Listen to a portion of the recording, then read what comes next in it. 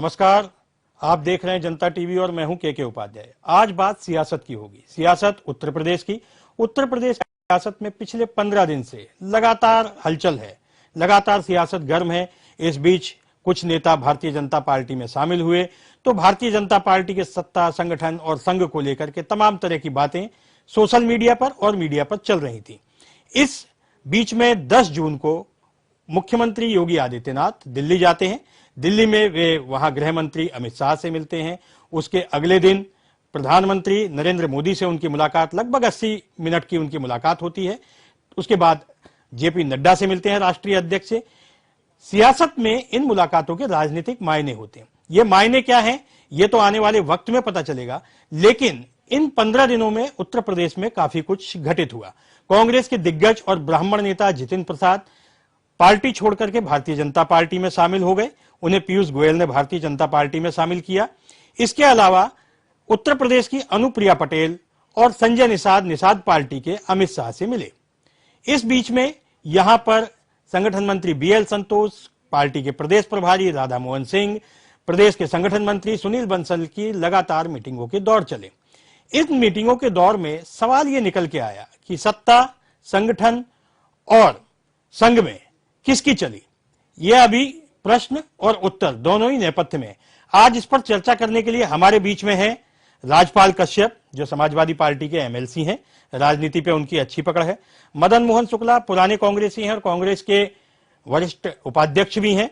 संतोष सिंह वरिष्ठ पत्रकार हैं। हमारे साथ आगरा की पूर्व मेयर एवं भारतीय जनता पार्टी की प्रदेश मंत्री अंजुला माहौर भी जुड़ेंगी। आज बात शुरू करते हैं हम राजपाल कश्यप जी से। राजपाल जी, आप उत्तर प्रदेश को इस समय किस नजरिए से देखते हैं?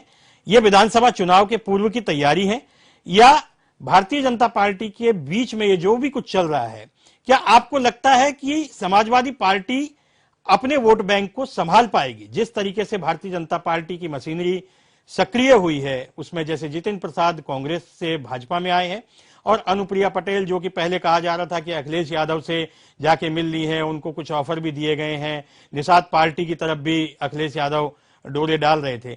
इन सबके बीच में जो चेंजेज आपको दिखाई दे रहे हैं और भारतीय जनता पार्टी की मशीनरी जिस तरह से एक्टिव हुई है, आप क्या सोचते हैं? आपको क्या लगता है कि अब विधानसभा चुनाव में समाजवादी पार्टी की क्या स्थिति है और भारतीय जनता पार्टी के अंदरूनी ये जो हालात हैं, इनको लेकर के आपकी टिप्पणी? दोनों सवालों पर आपके जवाब तफसील से। राजपाल जी, देखिए, वर्तमान में बीजेपी सरकार पूरी तरह से हर मोर्चे पे विफल हो गई और केंद्र में भी उनकी दूसरी बार सरकार बनी है। उत्तर प्रदेश में 5 साल पूरे होने जा रहे, अंतिम बजट भी वो पेश कर चुके। जनता को कुछ नहीं मिला और संकट के दौर में भी सरकार ने पहचान कर ली। संकट के दौर में भी जनता ने देख लिया है कि संकट जब आता है तब लोगों की योग्यता का परीक्षण होता है। जब संकट का दौर था कोविड का, चाहे पहला कोविड का काल हो चाहे दूसरा हो, पहले में भी श्रमिकों को पैदल चलते चलते लोग रास्ते में मरे, कोई मदद नहीं हुई। इस बार ऑक्सीजन से तड़प तड़प के लोग कमी की वजह से मरे, हॉस्पिटल नहीं मिला, बेड नहीं मिला, दवाइयां नहीं मिली, हर मोर्चे पे विफल हो गई और जनता ने देख लिया।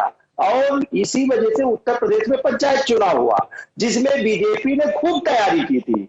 बीजेपी ने पन्ना प्रभारी से लेकर गांव प्रभारी, जिला पंचायत सदस्य लेकर सारी चीजों पे इन्होंने पूरी तैयारी की थी और जगह जगह पूरा शासन लगा था। मैं आपको बीच में टोक रहा हूं। पंचायत चुनाव जो थे, पंचायत चुनाव के लिए हाईकोर्ट के आदेश थे कि 30 अप्रैल तक इन्हें कराया जाए। सरकार ने भी यही जवाब दिया कि हाईकोर्ट के आदेश का उन्होंने पालन किया है। अब आपकी बात आगे। हाँ, नहीं, हाईकोर्ट के आदेशों का पालन किया। हाईकोर्ट ने ही फिर कहा था लॉकडाउन लगाने के लिए भी, तो ये सुप्रीम कोर्ट क्यों चले गए? ऐसा है कि इन्हें जो सूट करे वो ये हाईकोर्ट की आड़ ले लेंगे, जो इन्हें सूट ना करे वो उस पर डाल देंगे। तो इन्होंने हाईकोर्ट की बात मानी होती तो ये सुप्रीम कोर्ट क्यों चले गए थे? कितने कर्मचारियों की मौत हो गई, कितने शिक्षकों की मौत हो गई और आंकड़े भी इन्होंने झूठे जारी कर दिए। अब इससे शर्मनाक बात क्या हो सकती किसी सरकार के लिए? शिक्षक है वो तो लिस्टेड है, जो जिनकी मौत हुई, हजारों शिक्षकों की मौत हुई, 3 शिक्षक बता दिए, हाईकोर्ट में दाखिल किया। इन्होंने कोरोना काल में जो नंबर जारी किए थे सरकारी अपने पंचम तल से लेके और जिलों के, तो हाईकोर्ट में नंबर मिलवाए, वो झूठे नंबर मिले, हॉस्पिटलों के नंबर नहीं उठे तो फटकार लगानी पड़ी। तो ये बताइए, सब मोर्चों पे विफल हो गई और जनता ने देख लिया। इसीलिए पंचायत चुनाव में जिस तरीके का जनता ने बीजेपी को करारा झटका दिया है, बीजेपी जब इतनी सरकारी तंत्र से लेकर सारी पार्टी सरकार लगी रही, उसके बाद में भी प्रधान हारे, के बीडीसी हारे, जिला पंचायत सदस्य हारे, जितने लोगों को टिकट दिया था सब हार गए। समाजवादी पार्टी बढ़ चढ़ के जीत के आई। इनको घबराहट इस बात की है कि उत्तर प्रदेश की जनता ने माननीय अखिलेश यादव जी को जो भारी जन समर्थन दिया है, उससे ये घबराहट है, बौखलाहट है। अब ये उस जनता की मूल समस्याओं से ध्यान हटाने के लिए बीजेपी इस पे चिंतन नहीं कर रही। बीजेपी, आरएसएस या बीजेपी सरकार, इससे संवेदनहीनता क्या हो सकती है कि कितने लोगों की मौत हुई, उनके दुख दर्द बांटे जाए, कितने लोग जिनके घर में बच्चे। ठीक है राजपाल जी, इन सवालों पे हम बाद में आते हैं। इन सवालों पे हम बाद में आते हैं। हमारे साथ अंजुला माहौर फोन पे जुड़ गई हैं। अंजुला माहौर आगरा की मेयर रही हैं और तेज तर्रार मेयर रही हैं, इस समय प्रदेश की मंत्री हैं। अंजुला जी, ये जानना चाहते हैं इस समय भारतीय जनता पार्टी में क्या चल रहा है। पिछले 15 दिनों से हम देख रहे हैं कि लगातार हलचलें तेज हैं। कभी योगी दिल्ली जा रहे हैं, कभी सत्ता में परिवर्तन को लेकर के सुगबुगाहट होती है, कभी संघ के नेता यहां आते हैं। इन सबके बीच में आपको क्या लगता है? 2 सवाल आपसे हैं। एक, इन 4.5 साल को आप किस रूप में देखती हैं, और दूसरा, ये जो लगातार हो रहा है, ये जो सियासी हलचल है, उनको आप किस रूप में देखती हैं? अंजुला जी। जी, आप सभी को सादर प्रणाम, नमस्कार। उपाध्याय जी, आप एक बहुत योग्य और वरिष्ठ पत्रकार हैं। मैं समझती हूँ कि आपके दोनों प्रश्न इस वक्त समसामयिक हैं। आदरणीय योगी जी दिल्ली जाते हैं, ये हमारे यहाँ अनवरत रूप से चलने वाली प्रक्रिया है। छोटे कार्यकर्ता बड़े कार्यकर्ता छोटों से मिलते हैं, छोटे कार्यकर्ता बड़ों से मिलते हैं। निरंतर संपर्क और संवाद हमारी पार्टी का ध्येय वाक्य और लक्ष्य है। मैं समझती हूँ कि हमारे मुख्यमंत्री एक कार्यकर्ता भाव से काम करते हैं और वो लगातार अपनी शीर्ष नेतृत्व के साथ अपना संपर्क बनाए रखते हैं, अपना संवाद बनाए रखते हैं। कोविड काल में जरूर वो वेबिनार के माध्यम से मिल रहे थे, लेकिन जैसे ये कोविड थोड़ा सा शांत हुआ है तो उन्होंने पर्सनली जाकर आदरणीय नड्डा जी से, जो हमारे राष्ट्रीय अध्यक्ष हैं, आदरणीय मोदी जी से, आदरणीय अमित शाह जी से शिष्टाचार भेंट की है। और इसके मायने कुछ अलग नहीं निकालने चाहिए। ये लगातार अनवरत प्रक्रिया है जिससे हमारे यहाँ के पार्टी नेतृत्व देश को मोदी जी जैसे प्रधानमंत्री और इस प्रदेश को योगी जी जैसे मुख्यमंत्री और इस प्रदेश को कुशल संगठनकर्ता के रूप में आदरणीय सुनील बंसल जी, कार्यकर्ताओं के हृदय सम्राट आदरणीय प्रदेश अध्यक्ष स्वतंत्र जी मिले हैं। और निरंतर हम सारे लोगों में, संगठन में भी और सरकार में भी संवाद और संपर्क निरंतर बना रहता है। और जहां तक आपने 4.5 साल आदरणीय योगी जी के को लेकर प्रश्न किया है, तो मैं कहती हूँ कि ऐसा स्वर्णिम कार्यकाल किसी प्रधानमंत्री का न भूतो न भविष्यति ऐसा नहीं रहा, जिनके योगी जी ने लगातार जनता के साथ संपर्क और संबंध रखा है, निरंतर संवाद किया है। कोविड जैसी महामारी में उन्होंने अपनी जान की परवाह न करते हुए सारे जिलों का भ्रमण किया, दौरा किया और जितना सरकारी मशीनरी थी उसको दुरुस्त किया। स्वास्थ्य सेवाओं को लेकर वो निरंतर चिंतित रहे और उस पर उनका ध्यान बना रहा कि कैसे लोगों के स्वास्थ्य को अच्छा कर सकें। मैं समझती हूँ कि इतना सक्रिय मुख्यमंत्री, इतना संवेदनशील मुख्यमंत्री किसी और प्रदेश में नहीं है। आदरणीय योगी जी का तो हम बारंबार धन्यवाद करते हैं और उनकी सक्रियता के चलते, उनके तेज निर्णयों के चलते हम कोविड को बहुत हद तक उसे पार पा पाए और उस पर जीत हासिल की हमने। मदन शुक्ला जी से मेरा सवाल है। मदन शुक्ला जी कांग्रेस के बड़े नेता हैं, कांग्रेस के परिवार से आते हैं। मदन जी, मैं ये जानना चाहता हूं कि ये जो सियासी हलचल भारतीय जनता पार्टी में चल रही है वो तो आप देख ही रहे हैं, लेकिन आपकी पार्टी में भी हलचलें लगातार चल रही हैं। जितिन प्रसाद अचानक कांग्रेस छोड़कर भारतीय जनता पार्टी में शामिल होने चले जाते हैं। ये हो क्या रहा है? राहुल गांधी के जितने भी नजदीकी लोग हैं वे कांग्रेस छोड़कर क्यों जा रहे हैं? पहले ज्योतिरादित्य सिंधिया गए, अब जितिन प्रसाद चले गए, उधर सचिन पायलट भी बीच बीच में आंखें कांग्रेस को दिखाते रहते हैं। तो कांग्रेस क्या अपने नेतृत्व को या अपने नेताओं को संभाल नहीं पा रही है? आपसे जानना चाहते हैं मदन जी। देखिए, ये हमेशा होता रहा है। अभी भारतीय जनता पार्टी के राष्ट्रीय उपाध्यक्ष उपेंद्र अधिकारी जी चले गए, फिर से उनको जेब सिक्योरिटी सब कुछ दी गई थी। अभी आपने देखा होगा उमा भारती किस तरह से मोदी के बारे में बोलती हैं, आपसे छिपा नहीं है।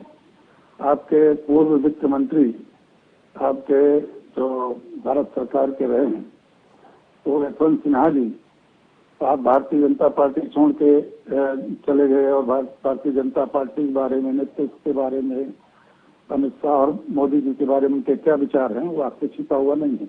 एक नहीं, इतना बड़ा दल उनका जो पंजाब में सहयोगी दल हुआ करता था, पुराना सहयोगी दल, अकाली दल, वो पूरा छोड़ के चला गया। वहाँ महाराष्ट्र में उनका पुराना सहयोगी दल शिवसेना था, उनसे छोड़ के आज अलग बैठे हुए हैं। अनुप्रिया पटेल का आज केंद्र में कोई मंत्री नहीं है, जो उन्हीं के सहयोगी दल हैं। उत्तर प्रदेश में मात्र एक मंत्री है और निषाद पार्टी का आप हाल देख ही रहे हैं। तो सब दलों में ये जो अपनी सुविधा के अनुसार होता है, ज्योतिरादित्य वहां पर गए, लेकिन क्या कौन सी उपलब्धि हुई मेरी समझ में नहीं लगी। तो केवल सरकार गिनाना, चुनी हुई सरकार को नहीं, लेकिन जैसे जितिन प्रसाद जी ने, मैं आपको बीच में टोक रहा हूं, जैसा जितिन प्रसाद जब शामिल हुए भाजपा में, उन्होंने कहा कि कांग्रेस अपने नेताओं की कद्र नहीं कर रही है। ऐसा ही ज्योतिरादित्य सिंधिया ने भी कहा था। आपको क्या लगता है, क्या ये सच है? क्या कांग्रेस में अपने जो नेता हैं, जो उभरते हुए नेता हैं, युवा नेता हैं, उनकी कद्र नहीं है या कांग्रेस उनको संभाल नहीं पाती है? आप कांग्रेस की बात करिए मदन जी। जब सत्ता के बैठे लोग चुनी हुई सरकारों को गिराने के लिए तरह तरह के प्रलोभन और बात करेंगे।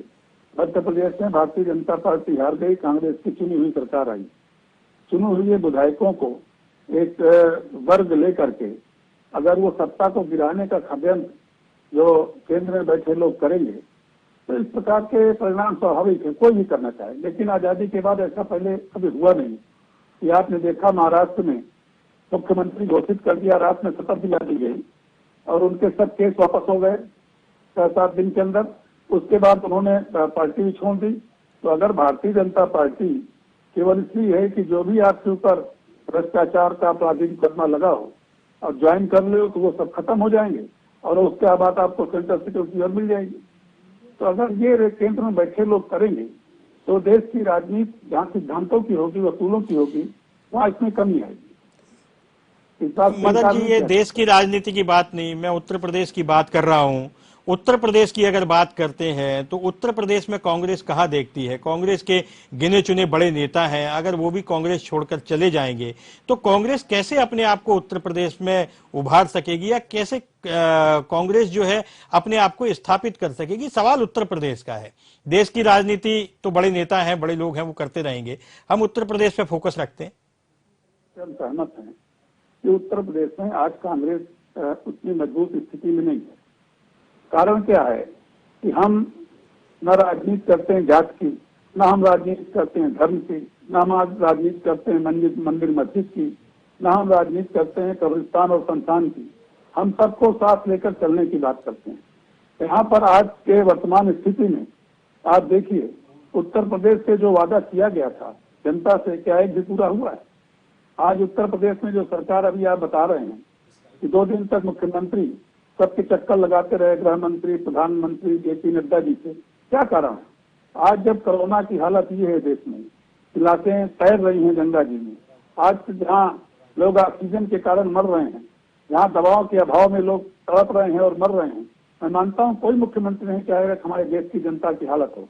लेकिन अगर केंद्र से टीके नहीं आएंगे, अगर केंद्र से ऑक्सीजन की सहूलियत नहीं मिलेगी, केंद्र से अगर दवाएं उपलब्ध नहीं कराई जाएंगी, तो मुख्यमंत्री को क्या कर सकता है? आज अपनी जिम्मेदारी दूसरों पर टालना। ठीक है मदन जी, हम आपके पास आएंगे, इन तमाम सवालों के साथ हम आपके साथ पास आएंगे। अंजुला जी भी हमारे साथ जुड़ी हुई है, हम इन आपके जो आपने जो सवाल उठाए हैं अंजुला जी से इनका जवाब लेंगे, वो प्रदेश की मंत्री है। लेकिन उससे पहले मैं वरिष्ठ पत्रकार संतोष सिंह जी से जानना चाहूंगा। संतोष सिंह जी लंबे समय से उत्तर प्रदेश में राजनीतिक पत्रकारिता कर रहे हैं और जाने माने पत्रकार हैं। उनकी राय योगी जी के दौरे पर और जो पिछले 15 दिनों से सियासी हलचल चल रही है उस पर उनकी अपनी राय क्या है? संतोष सिंह जी। सर, जो लगता है कि भाजपा में जो 15 दिनों के अंदर जो एक अंतर्कलह का माहौल बनाया गया है, तो उसके पीछे एक खास वर्ग है जिसमें विपक्ष भी शामिल है कहीं ना कहीं, और एक भाजपा के तथाकथित नेता भी शामिल हैं जो योगी जी को पसंद नहीं करते बिल्कुल भी। उन योगी जी के खिलाफ पूरा माहौल बनाने जुटे हैं वो अभी लेकिन योगी जी एकमात्र ऐसा विकल्प है, खुद ही विकल्प है, उनका कोई अन्य विकल्प नहीं है। ये संघ भी मान चुका है, भाजपा ही मान चुका है कि योगी जी के नेतृत्व में चुनाव हम लड़ते हैं 22 का, तभी हम दोबारा सरकार में शामिल हो सकते हैं, सरकार में आ सकते हैं, बहुमत ला सकते हैं। जहां तक कोरोना काल का सवाल है, आदरणीय राज्यपाल कश्यप जी ने सवाल उठाया कि कोरोना काल में, बदल जी सवाल उठाया कि कोरोना काल में सरकार की स्थिति ये रही, इतना व्यवस्था हुई।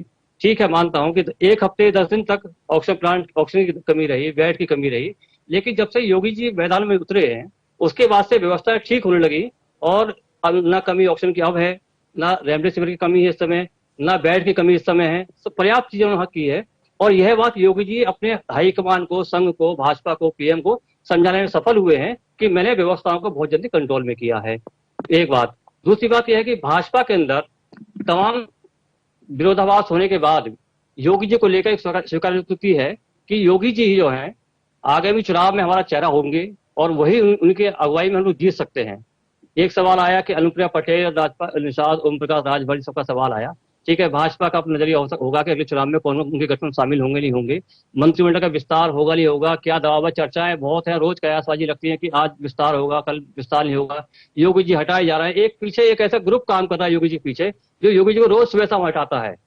लेकिन जो लगता है कि संघ के दृष्टिकोण से योगी जी उत्तर प्रदेश में एक ऐसा चेहरा बने हैं जो आगे देश में मोदी जी के बाद, क्योंकि आपने चुनाव, बंगाल चुनाव में देखा होगा, केरल चुनाव आपने देखा है, तमिल चुनाव देखा है, योगी जी के बाकी राष्ट्रीय स्तर पर इतने उनके चुनाव प्रचार के, उनकी रैलियां हुई, उनके कार्यक्रम लगाए गए, तो कहीं ना कहीं संतोष जी, मैं आपको बीच में टोक रहा हूं, आपको बीच में टोक रहा हूं संतोष जी। मैं ये जानना चाहता हूं कि ये पिछले 15 दिन से जो घटनाक्रम हुआ, आप कह रहे हैं कि ये एक ग्रुप है और ये ग्रुप जो है इस तरह की अफवाहें फैला रहा है। ठीक है, मैं मानता हूं कि हो सकता है कोई ग्रुप होगा, चुनाव का टाइम है, लेकिन क्या ये जो बैठकों का दौर चला, उन बैठकों के मायने क्या थे और क्या कोई बदलाव या कोई मंत्रिमंडल का विस्तार होने जा रहा है? दो चीजें इसमें है। मंत्रिमंडल के विस्तार को लेकर संभावना पूरी है, विस्तार होना चाहिए और होगा भी, क्योंकि चुनावी वर्ष है, तमाम जातिगत समीकरण हर पार्टी, हर सरकार बिठाती रही है। तो हो सकता है योगी जी को लगता होगा या भाजपा को लगता होगा कि कुछ जातिगत समीकरण हम साथ है, मंत्री विस्तार करें, कुछ नए चेहरों को मौका दें, कुछ जातिगत आधार पर कुछ लोगों को सरकार में शामिल करें। ये हो सकता संभावना है। लेकिन जहां तक बदलाव की संभावना है, वो जो 15 दिन का बैठकों दौर चला, उसमें मुझे लगता है कि पहली जो कवायद थी वो थी पंचायत चुनाव में। अब जो ब्लॉक प्रमुख को जिला पंचायत, एक चुनाव ये है, फिर विधानसभा चुनाव है, हम किस तरीके से, कैसे विधानसभा चुनाव में हम दोबारा सरकार अपनी काबिज करें यूपी के अंदर, ये सब उसकी कवायद है ही कि जहां कुछ कमी है और संगठन को मजबूत करें, लोगों को मजबूत करें, जो नाराज लोग हैं उन्हें अपने पास लाएं, या जो हमसे 4 साल में संपर्क हम लोग नहीं कर पाए, भाजपा कार्यकर्ता रहे, ये सब कवायद उसकी लगती है सर मुझे ये। ठीक है, ठीक है, ठीक है संतोष जी, हम आपके पास आते हैं। अंजुला जी हमारे साथ जुड़ी हुई हैं। अंजुला जी, मैं ये जानना चाहता हूं कि योगी सरकार को लगभग 4 साढ़े 4 साल पूरे हो चुके हैं। इन सब 4.5 साल पूरे होने के बाद भी आज भी लगभग 100 निगमों के अध्यक्षों के पद खाली हैं या सदस्यों के पद खाली हैं। तो ये इतनी देरी क्यों? आप तो संगठन से जुड़ी हुई हैं, प्रदेश मंत्री हैं, तो क्या संगठन ने लिस्ट बनाकर नहीं दी या संगठन के पास योग्य लोग नहीं थे? इस तरह की देरी के मायने आप क्या देखती हैं और ये देरी क्यों हुई? मुझे लगता है आदरणीय उपाध्याय जी की कोई देरी नहीं है। लगातार संगठन अपने कार्यकर्ताओं का ध्यान रखता है और सरकार लगातार योग्य और अच्छे लोगों को स्थापित करती है और इसमें कोई देर नहीं है। ये अनवरत प्रक्रिया है। लोग बनते हैं, आयोग, बोर्ड, चेयरमैन निगमों में जाते हैं और कुछ हटते हैं, कुछ नए बनते हैं। तो ये प्रक्रिया कभी न रुकी या न रुकेगी। लगातार योग्य कार्यकर्ताओं को, जिम्मेदार लोगों को जिम्मेदारी दी जाएगी और ये लगातार चल रहा है इस पर मंथन और ये कभी नहीं रुका। मंजुला जी, अभी कुछ सवाल राजपाल जी ने भी और मदन मोहन शुक्ला जी ने भी उठाए थे। मैं चाहूंगा कि उनका भी आप जवाब दे दें। उनका कहना था कि कोरोना काल में भारतीय जनता पार्टी का जो शासन है वो पूरी तरह से विफल हुआ। ऑक्सीजन की व्यवस्था नहीं कर पाए, रेमडेसिविर की व्यवस्था नहीं हो पाई, अस्पतालों में भी व्यवस्था नहीं थी। तो उनका विपक्ष का ये सीधा आरोप है। तो इन आरोपों पर आपकी प्रतिक्रिया क्या है? जी, मैं बहुत सम्मान से आदरणीय राज्यपाल जी को और मदन शुक्ला जी को ये कहना चाहती हूँ कि अगर ये देखिए, क्योंकि विपक्ष से बात कर रहे हैं तो ये सवाल उठाते हैं, नहीं तो मन में तो ये भी जानते हैं कि जितनी सक्रियता से सरकार ने काम किया है, जितनी तेजी से आदरणीय मुख्यमंत्री ने कदम उठाए हैं, वो सारे लोगों को जग जाहिर है, सारे पत्रकार जगत को पता है, सारे विपक्षियों को पता है, पूरी जनता को पता है, नेतृत्व को पता है। मैं समझती हूँ कि पूरी जनता का ध्यान में रखकर आदरणीय योगी जी ने सब जिलों के दौरे किए। ये किसको नहीं पता है? वो लगातार अपनी जान की परवाह करे बिना कोविड हॉस्पिटल्स में अंदर तक गए, ये किसको नहीं पता। ठीक है अंजुला जी, आपकी आवाज मुझे साफ नहीं आ रही। राजपाल कश्यप जी के पास चलते हैं। राजपाल जी, आपकी पार्टी में भी जब 2017 के चुनाव होने थे उसके पहले संगठन में बहुत उठापटक हुई, परिवार में विघटन हो गया और उसकी वजह से समाजवादी पार्टी को करारी हार का सामना करना पड़ा। यहां तक कि लोकसभा चुनाव में जो गठबंधन हुआ वो भी सफल नहीं हो पाया। तो ये जो चुनाव से ऐन वक्त पहले संगठन में जो कवायद होती है, उससे क्या आपको लगता है कि अब समाजवादी पार्टी मजबूती की ओर जा रही है और भारतीय जनता पार्टी बैकफुट पर है? राजपाल जी, मुझे लगता है राजपाल जी तक हमारी आवाज नहीं गई है। मदन मोहन जी, मैं आपसे सवाल कर लेता हूं कि ये ऐन चुनाव से पहले इस तरह की जो संगठन और सत्ता के बीच में संघर्ष आपको देखने को मिलता है, इसके मायने क्या होते हैं? आप पुराने कांग्रेसी हैं, अगर आप इसका विश्लेषण करेंगे तो हम ज्यादा बेहतर तरीके से समझ पाएंगे। मदन मोहन जी। देखिए, अभी संतोष सिंह जी कह रहे थे कि एक कोई विशेष वर्ग है जो योगी जी के खिलाफ माहौल बनाता है। मेरी थोड़ी सी इसमें मतभिन्नता है। कोई विशेष वर्ग नहीं है, ये केंद्र के इशारे पर मोदी जी को के खिलाफ माहौल बनाया जाता है। वहां से गुजरात से यहाँ पे राज्यपाल भेजा गया, फिर एक वरिष्ठ IAS को भेजा गया, उसको डिप्टी CM बनाना है या जो मंत्री बनाना है, उसको एकाएक उसका किया गया, एक मुख्यमंत्री का बंगला विलाट किया गया। मुख्यमंत्री पर दबाव बनाने के लिए एक माहौल बनाया गया। और आपको शायद मालूम भी है, कई पत्रकारों के माध्यम से उसको मालूम है कि 200 विधायकों ने लिख के दिया उनके खिलाफ। वो तभी लिख के दे सकते हैं जब समझते हैं केंद्र सहमत नहीं होता है, केंद्र की सहमति है। 200 विधायकों ने लिया, जो गुप्त पत्र दिया गया राज्यपाल को ले जाकर के, वो 200 विधायकों का हस्ताक्षर था। संगठन का आदमी राज्यपाल से मिलकर पत्र सौंपता है, सरकार तो सौंपती है, मालूम है, वो विधानसभा स्पीकर से मिलता है और इस तरह का माहौल बनता है कि एक अलग अलग मिलना, कुछ सवाल करना, सरकार के बारे में सवाल करना। संगठन का आदमी सरकार के बारे में सवाल कर रहा। अगर योगी जी भी संगठन के बारे में मीटिंग बुलावें और हर जिला अध्यक्ष के बारे में पूछे कौन सा काम हो रहा, संगठन हो कि नहीं रहा, प्रभारी काम कर रहा है कि नहीं कर रहा है, तो इस तरह से मैं समझता हूँ ये किसी पर दबाव बनाने की स्थिति होती है। मेरा मानना है कि अभी जो इनको तलब किया गया दिल्ली में या खुद गए, स्थिति साफ हुई, क्यों साफ हुई या नहीं हटाने की स्थिति में है। अभी कुछ दिन पहले उत्तराखंड का मुख्यमंत्री बदला गया और मुख्यमंत्री बदलने के बाद मुख्यमंत्री ने कहा, जब पत्रकारों ने सवाल पूछा कि क्या केंद्र ने आपको हटाया, केंद्र क्या कमी थी, बोले आप केंद्र से आप पूछिए, ये सवाल उन्हीं से पूछिए क्यों हटाया गया। तो इस तरह की बातें जब होती हैं, आज इतनी विधायक उत्तर प्रदेश से चुन के आए हैं, इतने विधायक उत्तर प्रदेश से चुन के आए हैं, कोई विधायक मुख्यमंत्री नहीं बनाया गया। बिल्कुल बिल्कुल, आपकी इन बातों का जवाब हम ले लेंगे। हम राजपाल जी के पास चलते हैं। राजपाल जी, आप डिस्कनेक्ट हो गए थे। मैं आपसे ये जानना चाहता हूं कि जब 2017 के विधानसभा चुनाव थे, उसके ठीक पहले समाजवादी पार्टी में भी संगठन को लेकर के दो फाड़ हो गया था और पूरा परिवार विघटित हो गया था। उसका खामियाजा समाजवादी पार्टी को भुगतना पड़ा और 2019 में तो गठबंधन भी किया था, उसके बावजूद भी समाजवादी पार्टी वो सफलता प्राप्त नहीं कर पाई जिसकी उसे उम्मीद थी। तो ये जो दो नजरिए हैं, चुनाव से ऐन वक्त पहले इस तरह का जो सत्ता संगठन या इनमें जिस तरह का जो बिखराव होता है, क्या उसका नुकसान होता है? मैं संतोष जी से सवाल कर लेता हूं। संतोष जी, जैसा अभी मदन मोहन जी का ये कहना है कि क्या ये जो ग्रुप है, उन्होंने सीधे सीधे आरोप लगाया है कि ये जो ग्रुप है ये केंद्र सरकार के इशारे पे ही ये सब खबरें चलाई गई, केंद्र के इशारे पे ही एक मुहिम चलाई गई। आप उत्तर प्रदेश में रहते हैं और तमाम सारे राजनीतिक लोगों से आपकी मुलाकातें भी होती हैं, एक पत्रकार हैं, तो मैं ये जानना चाहता हूं कि ये ग्रुप कौन सा है, आप इशारा किसकी ओर कर रहे हैं, और क्या वाकई केंद्र सरकार की ओर से या केंद्रीय नेतृत्व की ओर से इस तरह की मुहिम चलाई गई? संतोष जी। देखिए सर, आप खुद चूंकि राजनीति के जानकार हैं, वरिष्ठ पत्रकार हैं आप, अगर केंद्र ये ठान ले, जान ले या उसे करना है कि मुझे मुख्यमंत्री बदलना है, तो आपके सामने पड़ोसी राज्य उत्तराखंड है, उत्तराखंड का वहाँ के सीएम बदल दिए गए, तो क्या यूपी में संभव नहीं है बदलना? अगर केंद्र ठान लेता है तब ये, क्योंकि केंद्र को लग रहा होगा कहीं ना कहीं कि योगी ही एकमात्र चेहरा ऐसा है जो हमें 2022 की नैया पार लगा सकते हैं, इसलिए केंद्र ने ये कदम पीछे किया होगा अपना, इसलिए आगे नहीं बढ़े हैं वो। जहां तक संघ भाजपा का सवाल है, जो ग्रुप है वो ग्रुप विपक्ष का भी है, पार्टी का भी है, विपक्ष मतलब अन्य लोग भी, इनका भाजपा से कोई मतलब नहीं है, और जो भाजपा के लोग भी कुछ हो सकते हैं जो नाराज है योगी जी से, वो हो सकते हैं, जो एक माहौल बनाने में कामयाब रहे उस समय, इस 15 दिन के अंदर, कि बी.एस. संतोष जी संगठन की बैठक करने यहाँ आते हैं, राधा मोहन सिंह आते हैं, राधा मोहन सिंह 2 दिन फिर यहाँ आते हैं, राज्यपाल से मिलते हैं, एक चर्चा चली कि जैसे भी आदरणीय मदन जी ने कहा कि 200 विधायकों को चिट्ठी दी गई, ये चर्चा खूब हवा में बढ़ी, लेकिन कहीं से कहीं भी कोई ऐसी तरीके की बातें सामने नहीं आ पाई।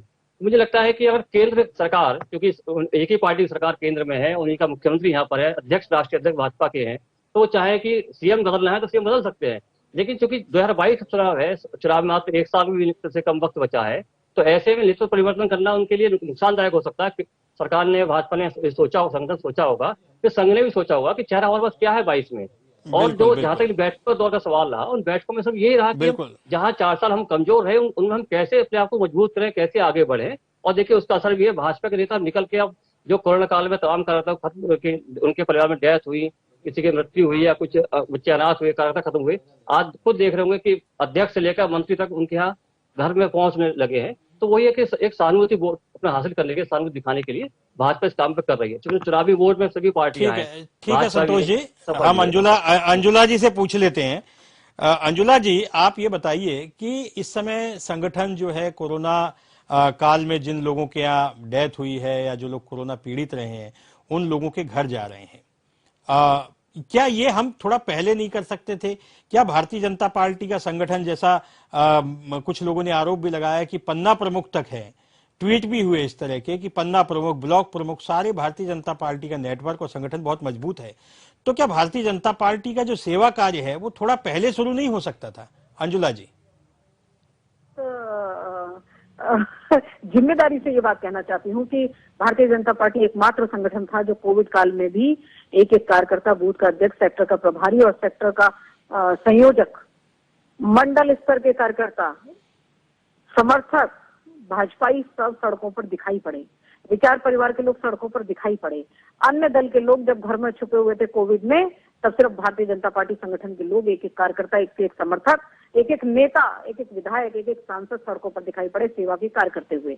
एक बात और मैं ये बात बिल्कुल जिम्मेदारी से कहती हूँ कि भारतीय जनता पार्टी ने इसका नुकसान भी बहुत, हमारे कार्यकर्ताओं बहुत हताहत हुए और उनकी बलिदान हुआ इस कोविड में, जब तक वो सेवा संगठन के काम कर रहे थे।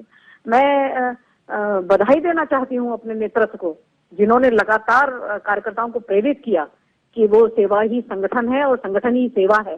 कोविड जैसे कार्य में कोविड जैसे महामारी में अपने कोविड प्रोटोकॉल को ध्यान में रखते हुए सेवा के कार्य करने के लिए प्रेरित किया। तो मैं समझती हूँ कि और अन्य राजनीतिक दल तो इस बात पर सवाल उठा ही नहीं सकते कि कोविड काल में हम लोग कहाँ थे। और अब जब हमारे प्रदेश नेतृत्व, वरिष्ठ नेतृत्व कार्यकर्ताओं के घरों पर जा रहे हैं, ये इसलिए जा रहे हैं क्योंकि कार्यकर्ताओं ने अपने जान की परवाह न करते हुए कोविड में काम किया। और अब जब कोविड शांत हुआ है तो हमारे लोग तब भी पहले भी गए उनके घरों पर, फिर भी जा रहे हैं। एक सवाल और है मेरा अंजुला जी आपसे। अंजुला जी, मैं ये जानना चाहता हूं कि जो ये सेवा कार्य है, मैं उससे सहमत हूं, मुख्यमंत्री योगी आदित्यनाथ भी पॉजिटिव होने के बाद से लगातार कार्यकर्ताओं के बीच में जा रहे हैं, जिलों का दौरा कर रहे हैं, बिल्कुल आप सही कह रही हैं। लेकिन मैं ये भी जानना चाहता हूं कि 4.5 साल हो गए, अब तो बात सारी सरकार की होगी, इन 4.5 सालों की सबसे बड़ी उपलब्धियां आप क्या देखती हैं कि आपको लगता है कि इस भारतीय जनता पार्टी ने इस क्षेत्र में बहुत बेहतरीन काम किया है? आपसे मैं ये जानना चाहता हूं। मैं ये बात बहुत उत्साह से और पूरी जिम्मेदारी से कहती हूँ कि हमारे मुख्यमंत्री के कार्यकाल में कोई उनकी ईमानदारी पर, कोई उनकी सक्रियता पर कोई उंगली नहीं उठा सकता। सबसे बड़ी चीज जो सारे लोगों ने महसूस की होगी वो अमन, चैन और शांति रही। कोई दंगा नहीं हुआ, कोई झगड़ा नहीं हुआ, सारे लोग घरों में रहे, अपराधी जेलों में रहे और अच्छा, व्यापारियों को अच्छा माहौल दिया, महिलाओं को अच्छा माहौल दिया। वो शाम को, रात को घर से बाहर निकल सकती थी। समाजवादी पार्टी के कार्यकाल मुझे याद है जब शाम को व्यापारी घर से नहीं निकलते थे। जब हमारा बेटा नौकरी पर जाता था, पति नौकरी पर जाते थे, तो महिलाएं धड़कती रहती थी, दिल धड़कता रहता था कि पता नहीं शाम को कैसे लौटेंगे, क्या हालात होंगे। इतना कानून व्यवस्था ध्वस्त थी। मोदी जी, योगी जी के आने के बाद कानून व्यवस्था में चार चांद लगे हैं। अमन शांति का माहौल कायम हुआ है, कानून का राज हुआ है और नए एक्सप्रेस वे का जाल बुना गया है। मेडिकल कॉलेजेस की संख्या बहुत अधिक बढ़ी है। तमाम तरीके के काम आदरणीय योगी जी ने किए हैं। अगर मैं उनको गिनाने बैठूंगी तो बाकी लोग अपना समय ही नहीं ले पाएंगे। इतनी बड़ी श्रृंखला, इतने बड़े कामों की लिस्ट हमारे योगी जी की है, जिनको गिनना मैं समझती हूँ कि पूरा समय मैं ही ले जाऊंगी अगर मैं उन्हें गिनाने बैठूंगी तो। हम मदन जी से आपके जवाब पे, मदन शुक्ला जी से हम बात कर लेते हैं, कांग्रेस के नेता हैं। मदन जी, ये तो सही है कि 13 मेडिकल कॉलेज मिले, एक्सप्रेसवे बन रहे हैं, और दूसरी बात ये कि योगी जी की छवि बेदाग है। उनके ऊपर भ्रष्टाचार का कोई आरोप साबित नहीं हुआ, न ही कोई लगा। साबित तो तब होगा जब लगेगा। तो योगी जी की जो ईमानदारी छवि है, तो क्या आपको लगता है कि आगामी चुनाव में इनका असर पड़ेगा और जो विपक्ष है वो बैकफुट पे रहेगा इस छवि के आगे? मदन जी। देखिए, मैं आपकी बात से और रंजना जी की बात से सहमत हूं कि योगी जी की बेईमान नेता की छवि नहीं है। वहीं पर मैं दूसरी बात कहना चाहता हूं, आज उत्तर प्रदेश में भ्रष्टाचार बढ़ा है। किसी क्षेत्र में आप बता दीजिए कि भ्रष्टाचार कम हुआ हो, चाहे पुलिस डिपार्टमेंट में हो, चाहे पीडब्ल्यूडी में हो, चाहे सिंचाई में हो, चाहे शिक्षा में हो, चाहे चिकित्सा में हो। आप किसी क्षेत्र में बता दीजिए भ्रष्टाचार बढ़ा है। इसके मतलब यह है कि योगी जी के चाहने के बाद भी बरद के ऊपर का जिसका होता है उसके इशारे पर अगर नीचे भ्रष्टाचार हो रहा है। और मैंने तो यहाँ तक सुना है कि योगी जी कहने गए कि मैं कुछ मंत्रियों को हटाना चाहता हूँ, तो उनसे कहा गया कि आप अपना मुख्यमंत्री पद का काम कीजिए, वो पार्टी का काम कर रहे हैं। तो जब इस तरह की हालत होगी तो कोई एक, अगर एक व्यक्ति ईमानदार भी है तो क्या कर सकता है। अभी आपके बता रही थी कि बहुत अच्छा काम किया गया है। आपके भारतीय जनता पार्टी के संडीला के विधायक हैं राजकुमार अग्रवाल जी। उनका लड़का कोरोना से लखनऊ में भर्ती था। उन्होंने कहा ऑक्सीजन नहीं है। उनका पिता ऑक्सीजन लेके जाता है, सिलेंडर लेके, वो घुसने नहीं पाता है और उसकी डेथ हो जाती है। आज भी उनकी FIR पड़ी हुई है। अस्पताल की व्यवस्था और डॉक्टर के खिलाफ FIR नहीं लिखी गई है। एक नहीं, आपके पाठक जी ने पत्र लिखा, बाराबंकी के विधायक ने पत्र लिखा। एक विधायक ने तो यहाँ तक कहा कि अगर मैं कुछ बोलूंगा तो मेरे ऊपर राजद्रोह का मुकदमा लगा दिया जाएगा। आज ऐसी स्थिति जब सत्ताधारी दल के विधायकों की हो, मैं बहुत नमन करता हूँ। हमारे साथ 5 सत्ताधारी दल के विधायक हमारे बीच में कोरोना से नहीं रहे। आज तमाम लोग, मैं समझता हूँ कि कोई मुख्यमंत्री नहीं चाहेगा कि हमारा विधायक मरे, हमारी देश की जनता, लेकिन असहाय साबित हुई जब केंद्र ने योजना न बना करके बंगाल का चुनाव। ठीक है मदन जी आपके बात पे हम आगे आते हैं। राजपाल जी हमारे साथ जुड़ गए हैं। राजपाल जी, यदि आप मुझे सुन पा रहे हैं तो मैं ये आपसे जानना चाहता हूं कि इस कार्यकाल को आप किस रूप में लेते हैं। दूसरा, समाजवादी पार्टी के नेता अखिलेश यादव अभी तक घर से नहीं निकले। वे रोज एक ट्वीट करते हैं, तो क्या ट्वीट से सरकार बनाई जा सकती है? राजपाल जी।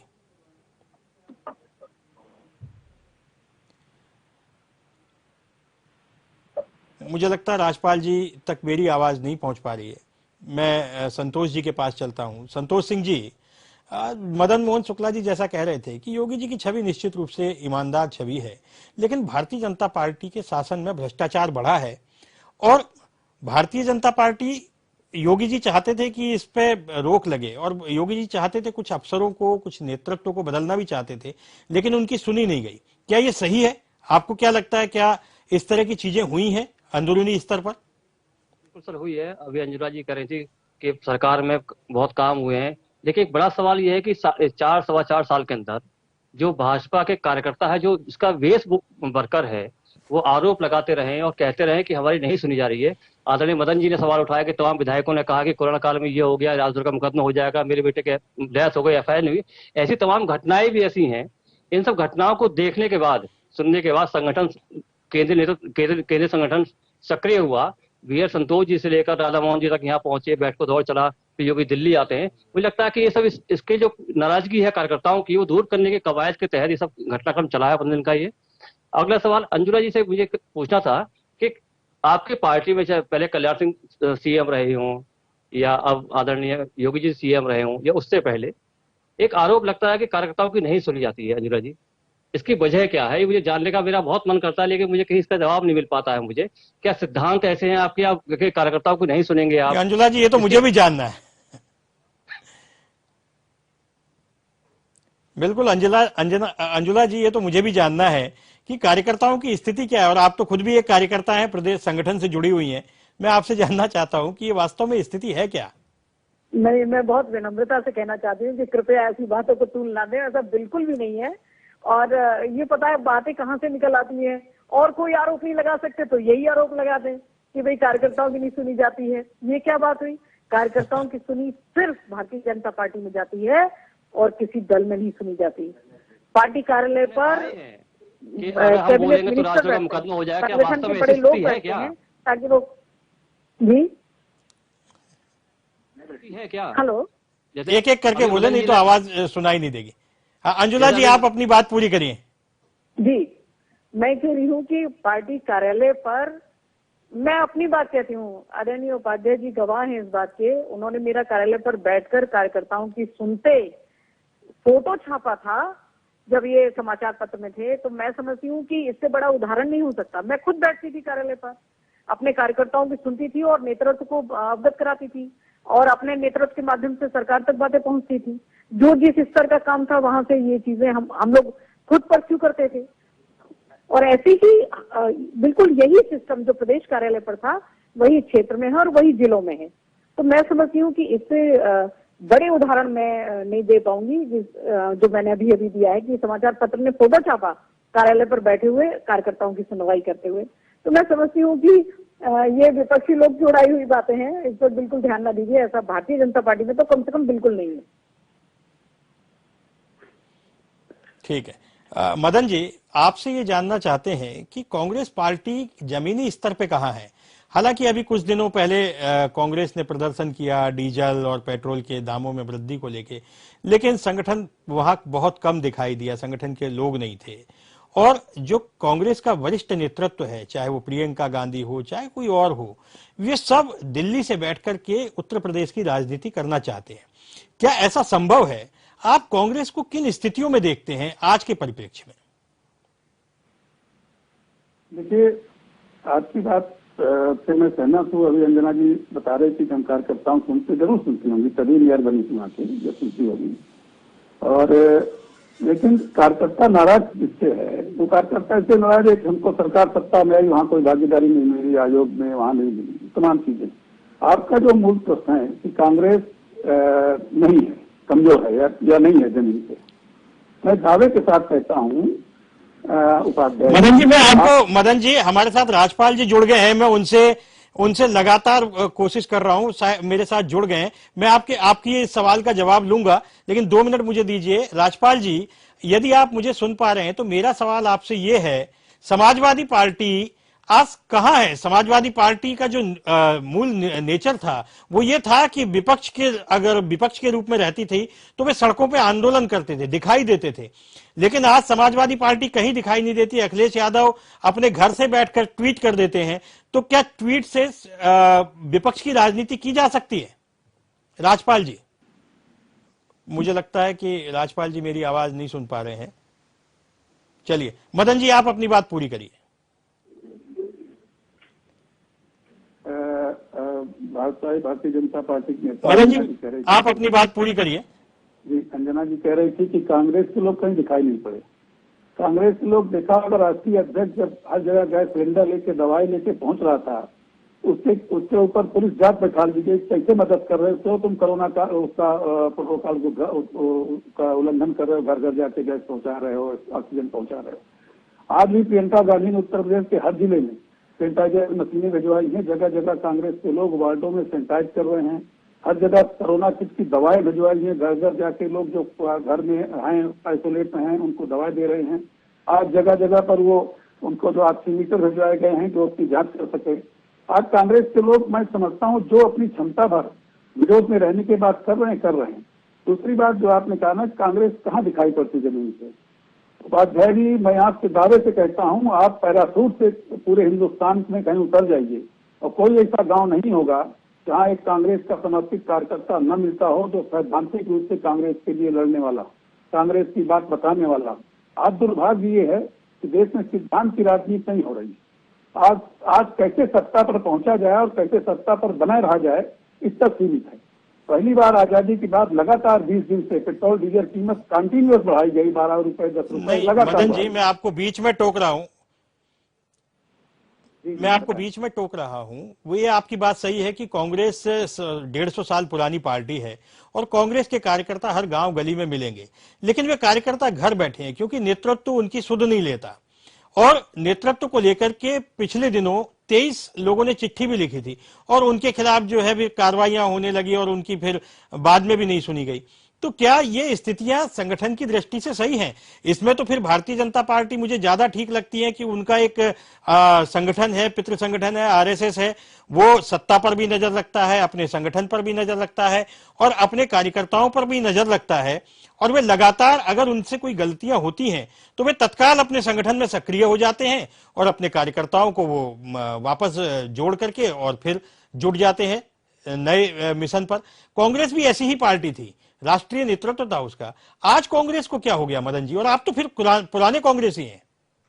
देखिए आदरणीय उपाध्याय जी, आप जो बात कह रहे हैं उससे हम सहमत हैं। कहीं ना कहीं कोई कमी हो सकती है, हमारी भी कमी हो सकती है, नेतृत्व की कमी हो सकती है, बीच से लोगों की कमी हो सकती है। लेकिन आज जो अंतर है आज की सत्ता में, एक तरफ डेमोक्रेटिक पैटर्न है, कांग्रेस का एक डेमोक्रेटिक पैटर्न है। 22 लोगों ने चिट्ठी लिखी तो वर्किंग कमेटी में रखी गई, उस पर बात चर्चा हुई, सबको बुलाया गया और आज उसमें भी मुकुल वासनिक जनरल सेक्रेटरी प्रभारी के तमाम, उसमें आधे ज्यादा लोग, सभी लोग काम कर रहे हैं। जहाँ जहाँ हैं सब लोग अपने अपने काम कर रहे हैं। ऐसा नहीं क्योंकि कांग्रेस में अगर आप कोई सवाल उठाते हैं, केवल भारतीय राष्ट्रीय कांग्रेस है जिसमें चुनाव हुए हैं। मेरे सामने 3 लोग अध्यक्ष का चुनाव लड़े, पर्चा दाखिल करके बैलेट पेपर रखे, 3-4 लोगों का चुनाव हुआ। चाहे राजेश पायलट लड़े हों सीताराम केसरी के खिलाफ, चाहे जितेंद्र प्रसाद लड़े हों, कई लोग ऐसे हुए। और भारतीय जनता पार्टी में आप एक उदाहरण बता दीजिए जब कभी चुनाव हुआ हो, वहाँ नामित किया जाता है, चाहे मुख्यमंत्री हो चाहे पार्टी का अध्यक्ष, ये हटा ये बन गया। आज तक कोई चुनाव नहीं हुआ इनके यहाँ, ना संघ में कोई चुनाव होता है ना भारतीय जनता पार्टी में चुनाव होता है। ये लोकतांत्रिक संगठन है और कांग्रेस कभी भी शॉर्टकट से नहीं चलती। आपको ध्यान होगा भारतीय जब कांग्रेस 89 में सत्ता सटी है तो कांग्रेस के मुख्यमंत्री थे नारायण दत्त तिवारी और यही बीजेपी के लोग शिलान्यास के माध्यम से लाखों लोगों को अयोध्या में पहुंचा दिया था, बहुत तादाद में, और सेना भी आई थी लेकिन उसका इस्तेमाल नहीं किया गया।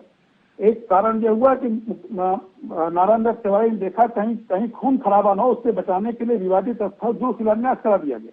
जैसे शिलान्यास कराया मुसलमान हमसे दूर हो गया, चुनाव का दौर चल रहा था और उसके जैसे वो भीड़ को डिस्पर्स किया गया, बसें लगाई गई, ट्रेन लगाई, भीड़ चली गई, तो उसके बाद शिलान्यास रुकवा दिया गया।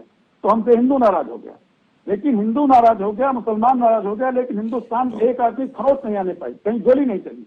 कांग्रेस का ये सिद्धांत है कि हम देश की सत्ता में पहुंचने के लिए खून खराबा नहीं करते, लाशों की राजनीति कर रहे हैं। आज में हम उसका खामियाजा कांग्रेस भुगत रही है, लेकिन कांग्रेस हमेशा देश में सबको साथ लेकर चलने की बात करती है, सबके विकास की बात करती है और ज्यादा से ज्यादा कोशिश करती है कैसे आखिरी आदमी तक, गाँव के आखिरी आदमी तक उसकी। ठीक है, हम आपके पास दोबारा आते हैं, आपके पास जी। राजपाल जी, आप लगातार आपसे संपर्क करने का प्रयास कर रहे हैं, आप तक मेरी आवाज नहीं पहुंच पा रही है। यदि आप मुझे सुन पा रहे हैं तो मेरा सवाल आपसे है, मैं बार बार आपसे कर रहा हूं कि क्या समाजवादी पार्टी अपना तेवर खो चुकी है पुराना वाला? समाजवादी पार्टी एक जुझारू विपक्ष के रूप में जानी जाती थी। आज समाजवादी पार्टी उस तरह का जुझारूपन दिखाई नहीं दे रहा समाजवादी पार्टी का सड़कों पर। राजपाल जी देखिए उपाध्याय जी, हाँ, समाजवादी पार्टी ने के नेता माननीय अखिलेश यादव जी हर मौके पे निकले हैं। वो याद करो उन्नाव की बेटी के साथ में जो घटना घटी थी, तो कौन बैठा था? पूर्व मुख्यमंत्री की हैसियत से विधानसभा के सामने माननीय अखिलेश यादव जी धरने पे बैठे थे। अभी किसानों की बात हुई तो माननीय अखिलेश यादव जी रैली में शामिल होने जा रहे थे। इस बीजेपी सरकार ने उनको गिरफ्तार करा के और लाखों कार्यकर्ताओं को पूरे प्रदेश से गिरफ्तार किया। समाजवादी पार्टी न तेवर भूली है, और समाजवादी पार्टी के राष्ट्रीय अध्यक्ष पूर्व मुख्यमंत्री ने उत्तर प्रदेश में काम किया है, माननीय मुलायम सिंह यादव जी ने काम किया है। ये बीजेपी के लोग जो अभी प्रवक्ता महोदय बोल रही थी, इतने हॉस्पिटल गिरा दिए, कितना कोरोना काल में मदद कर दी, सब बीजेपी के कार्यकर्ता कर रहे थे। सरकार का कोई आदमी नहीं था। इसके मतलब सरकार विफल थी, सरकार विफल थी। और कार्यकर्ता कहां बीजेपी थी? आपके आगरा में एक बच्ची सूटकेस पे जा रही थी, कितने लोग कोरोना से मर गए, कितने हॉस्पिटल के इलाज के अभाव मर गए, हॉस्पिटलों में किस तरीके से ऑक्सीजन कम थी, क्या क्या नहीं हुआ आगरा में। तो आगरा की ये हालत देख लो। और कितने विधायक, सांसद, इनके मंत्री चिट्ठी लिखते रह गए, बेड नहीं मिला उत्तर प्रदेश में, और कितने लोग मर गए मौत के घाट। तो आम आदमी, इन्होंने, योगी जी ने तो कुंभ जैसे लाशों का कुंभ लगवा दिया गंगा के किनारे। आप देखिए ना, उनका राम नामी दुपट्टा भी लूटा गया, बीजेपी सरकार ने नोचा। कौवे और चील और कुत्ते खा रहे थे लाशों को। और ठीक है, एक हाथ, ठीक है राज्यपाल जी, हम आपके पास आएंगे, हम आपके पास आते हैं। मैं आपके पास आता हूं। अंजुला जी, जो आरोप अभी राज्यपाल जी लगा रहे हैं, हम आपकी बात से इसको समाप्त करना चाहेंगे। इस पर आपका क्या कहना है? आगरा के हालत सच में बहुत खराब थे और पूरे प्रदेश में भी उस समय त्राही त्राही थी, लेकिन वर्तमान परिस्थितियों में आप किस तरीके से इस काम को देखती हैं अंजुला जी? मैं राज्यपाल जी की बात का जवाब इस तरह देना चाहती हूँ कि राज्यपाल जी को भी पता होगा कि कोविड महामारी थी। अपने पराये को देखकर, गरीब अमीर को देखकर, जात पात को देखकर, वर्ग संप्रदाय को देखकर नहीं आई थी, वो सारे लोगों को आई थी। और किसी ने कल्पना नहीं करी थी कि इतनी बड़ी महामारी से हम लोगों को जूझना होगा। और जो अव्यवस्थाएं हुई थी उनको तुरंत उसने सरकार ने कंट्रोल किया। योगी जी ने दौरा किया, पूरी सरकारी मशीन को ठीक किया, स्वास्थ्य सुविधाओं पर ध्यान दिया, ऑक्सीजन के प्लांट एक तो हमारे आगरा में तुरंत से चालू हुआ। और आपको बताना चाहती हूँ कि वो कह रहे थे कि भाजपा के कार्यकर्ता दिख रहे थे लेकिन मंत्री नहीं दिख रहे थे। मैं बहुत जिम्मेदारी से कहती हूँ कि हमारी सरकार के मंत्री राशन किट बांटने का काम कर रहे थे, और इतनी बड़ी संख्या में हमारे उत्तर प्रदेश की सरकार ने राशन घर घर तक पहुंचाने का काम किया, सूखा, गीला। और ठीक है अंजुला जी, हमारे पास समय का अभाव है, मैं आपको रोक रहा हूं बीच में, समय का अभाव है। अंत में संतोष जी से सिर्फ 10 सेकंड में अपनी बात पूरी करने के लिए कहूंगा। संतोष जी, सत्ता, संघ और संगठन, इस त्रिकोण को बैठालने में योगी जी कहां तक कामयाब हुए हैं? मुझे लगता है सर कि 100%, 100% वो सफल रहे, क्योंकि संघ, भाजपा और सरकार, ये तीनों लोग मान चुके हैं कि एकमात्र चेहरा प्रदेश में योगी हैं जो विपक्ष को पीछे कर सकते हैं, जनता का उन्हें समर्थन हासिल है। और योगी जी की जो छवि बनी है, हिंदुत्व का जो उनका अपना एजेंडा है, उस एजेंडे को योगी जी आगे बढ़ाने में सफल होंगे। यही एजेंडा संघ का है, यही भाजपा का भी है। तो एक चेहरा योगी के रूप में भाजपा को मिला है, संघ को मिला है, और मुझे लगता है कि योगी की अगुवाई में ही भाजपा अपना भविष्य देख रही है। जी सर। ठीक है, सवाल बहुत हैं लेकिन हमारे पास समय का अभाव है। आप सब हमारे साथ जुड़े, कुछ लोगों के सवाल रह गए हैं। राज्यपाल जी कुछ बोलना चाहते हैं। राज्यपाल जी अगर 10 सेकंड में अपनी बात पूरी कर सकते हैं तो 10 सेकंड में आप अपनी बात पूरी करिए, क्योंकि हमारे पास समय का बहुत अभाव है। जी उपाध्याय जी, अगर इस कोरोना काल में जितने श्रमिक मरे थे, 70 श्रमिकों की मदद माननीय अखिलेश यादव जी ने 1-1 लाख रुपए से की। बीजेपी का कोई कार्यकर्ता, नेता नहीं गया, न सरकार गई। कितने लोग मरे हैं इस कोरोना काल में। सरकार झूठ बोल रही, झूठे अस्पताल बना रही। एक अस्पताल योगी जी गए हो पूरे दौरा करते हुए, जिसमें शिलान्यास किया हो, उद्घाटन किया हो। ये झूठे वादे किए जा रहे हैं। आज बेरोजगारी इस कदर है, महंगाई इस कदर है, ठीक है राजपाल जी आपकी बात हम लेंगे। अगले बार जब डिबेट होगी तब हम आपको बुलाएंगे, इसमें आप अपनी पूरी बात रखिए। लेकिन ये हमारी जो बहस थी ये सत्ता, संघ और संगठन को लेकर थी। आप सब हमारे साथ जुड़े, आप सब लोगों का बहुत बहुत शुक्रिया। तो आप देख रहे थे सत्ता, संघ और संगठन को लेकर के ये बहस थी। संगठन को लेकर के जो सियासी सुगबुगाहट और जो सियासी हलचल उत्तर प्रदेश में चल रही है वो अभी जारी है।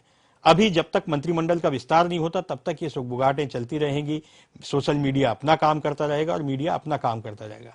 इस बीच में आगे क्या होता है, आगे के समीकरण क्या बनते हैं, इन सब चीजों को लेकर के हम आपके बीच में आते रहेंगे। नमस्कार।